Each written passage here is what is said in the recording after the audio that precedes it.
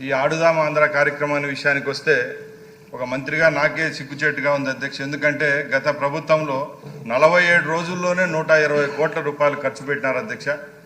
గత 5వ తారీఖున శాసనమండలిలో కూడా గౌరవ సభ్యులు ఇదే క్వశ్చన్ మీద డిస్కస్ చేయడం జరిగింది అధ్యక్ష. వివిధ మీడియా మార్గాల ద్వారా కూడా ఆడుదాం ఆంధ్ర అనేది ఒక స్టేట్లోనే పెద్ద ఇష్యూగా జరుగుతూ ఉంది. కాబట్టి మేము మొన్న మండలిలో అలాగే ఇక్కడ కూడా చెప్తున్నాం అధ్యక్ష, 45 రోజుల్లోనే దీని మీద ఒక విజిలెన్స్ కమిటీని అలాగే సిఐడికి ప్రోబ్ చేశాం అధ్యక్ష, హౌస్ కమిటీకి.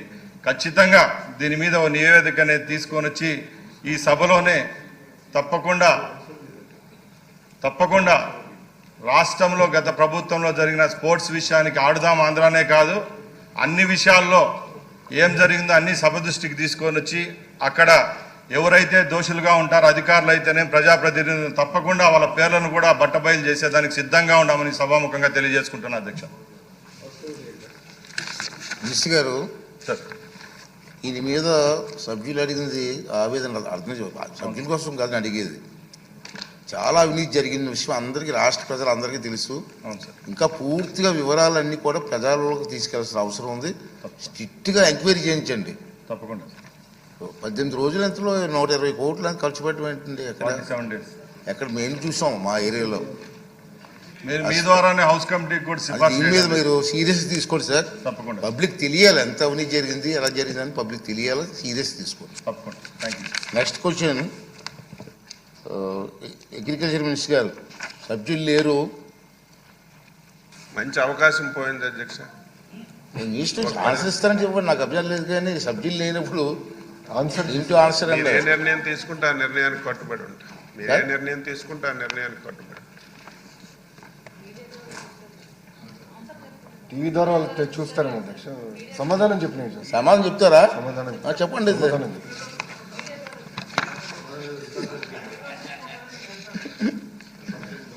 అధ్యక్ష, వ్యవసాయ శాఖ చాలా ఇంపార్టెంట్ అధ్యక్ష. ఓకే. లాస్ట్ 5 ఇయర్స్ ఒక సంవత్సరానికి 7,500 రూపాయలు రైతులకి ఇచ్చి మొత్తం ఆ డిపార్ట్మెంట్ అంతా క్లోజ్ చేశారు అధ్యక్ష. ఒక రైతు వ్యవసాయం చేయాలన్నా లాభసాటిగా పొందాలన్నా ఆ 7,500 సరిపోదు అధ్యక్ష.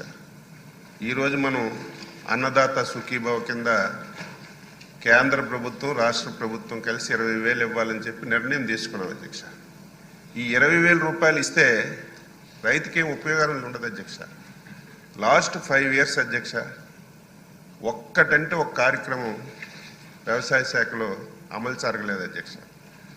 సాయిల్ టెస్టింగ్ ఆపేశారు, మెకనైజేషన్ ఆపేశారు, రైతుకి అత్యవసరమైనటువంటి స్ప్రింక్లరు డ్రిప్ ఇరిగేషన్ ఆపేశారు, సొంత ఇన్సూరెన్స్ కంపెనీ పెడతామని చెప్పి 5 సంవత్సరాల్లో ఒక్క సంవత్సరం కూడా ఇన్సూరెన్స్ ఇవ్వలేదు. ఒక సంవత్సరం మన నాయకులు పోడియం దగ్గరికి వెళ్ళి కూర్చుంటే ప్రభుత్వం నుంచి 1 సంవత్సరం ఇచ్చారు తప్ప 1 సంవత్సరం ఇన్సూరెన్స్ ఇచ్చిన సందర్భాలు లేవు. 5 సంవత్సరాల్లో చాలా విపత్తులు వచ్చాయి, సైక్లోన్లు వచ్చాయి, వరదలు వచ్చాయి. ఇన్పుట్ సబ్సిడీ కానీ ఇన్సూరెన్స్ కానీ ఇచ్చిన సందర్భాలు లేవు అధ్యక్ష. మళ్ళీ ఈరోజు అది కూడా మోసం చేశారు అధ్యక్ష. ఎన్నికల ముందు మేనిఫెస్టోలో మేము 12,500 ఇస్తామన్నారు. ప్రతి సమావేశంలో ఆ రోజు ఉన్నటువంటి నాయకులు మేము రైతు భరోసా కింద 12,500 ఇస్తామని చెప్పి అధికారంలోకి వచ్చిన తర్వాత కేంద్ర ప్రభుత్వం ఇచ్చినటువంటి 6,000 రూపాయలతో కలిసి 12,500 ఇచ్చి మోసం చేశారు అధ్యక్ష.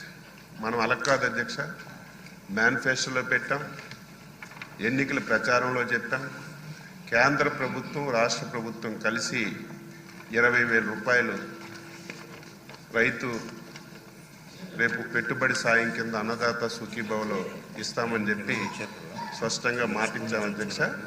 రేపు మేళంలో ఆ కార్యక్రమాన్ని అమలు చేయడానికి గౌరవ ముఖ్యమంత్రి గారు నిర్ణయం చేశారు. అయితే కేంద్ర ప్రభుత్వం అధ్యక్ష 42 లక్షల మందికే ఇస్తుంది. ఎందుకంటే వెబ్ల్యాండ్లో ఎవరైతే నమోదు చేసుకోబడతారో వారికే కేంద్ర ప్రభుత్వం సాయం చేస్తుంది అధ్యక్ష. దీనికి అనుగుణంగా రాష్ట్రంలో చాలామంది ఇంకొక 8-9 లక్షల మంది వెబ్లాండ్లో నమోదు చేసుకోకపోవడం వల్ల కేంద్ర ప్రభుత్వం నుంచి సాయం రావటం లేదు అధ్యక్ష. అదేవిధంగా చాలామంది కౌలు రైతులు కూడా మన రాష్ట్రంలో 90% మంది కౌలు రైతులు ఉన్నారు. వారికి కూడా ఈ అన్నదాత సుఖీభావ కింద ఇచ్చే పరిస్థితి లేదు. అందుకే ముఖ్యమంత్రి గారు స్పష్టంగా చెప్పారు, ఇటు భూమి లేనటువంటి నిరుపేద రైతులు ఎవరైతే కౌలు రైతులు ఉన్నారో వాళ్ళకు కానీ, వెబ్లాండ్లో లేనటువంటి వాళ్ళకి కానీ తప్పనిసరిగా ఈ పరిహారం అందించాలని చెప్పి నిర్ణయం చేశారు. శాసనసభ ద్వారా రైతాంగానికి మాటిస్తున్నాం. అర్హత కలిగిన ప్రతి ఒక్కరికి కూడా రేపు ఈ పరిహారం అందిస్తామని చెప్పి శాసనసభ ద్వారా రైతులకు తెలియజేస్తూ, ఇదేదో ఒక పరిహారం కాదు అధ్యక్ష. 2019 నుంచి 24 వరకు ఆగిపోయినటువంటి పథకాలన్నీ కూడా మళ్ళీ సాయిల్ టెస్టింగ్ చేస్తున్నాం, మళ్ళీ యాంత్రీకరణ ప్రవేశపెడుతున్నాం. ముఖ్యమంత్రి గారు 90% సబ్సిడీతో మళ్ళీ స్ప్రింక్లర్లు, డ్రిప్లు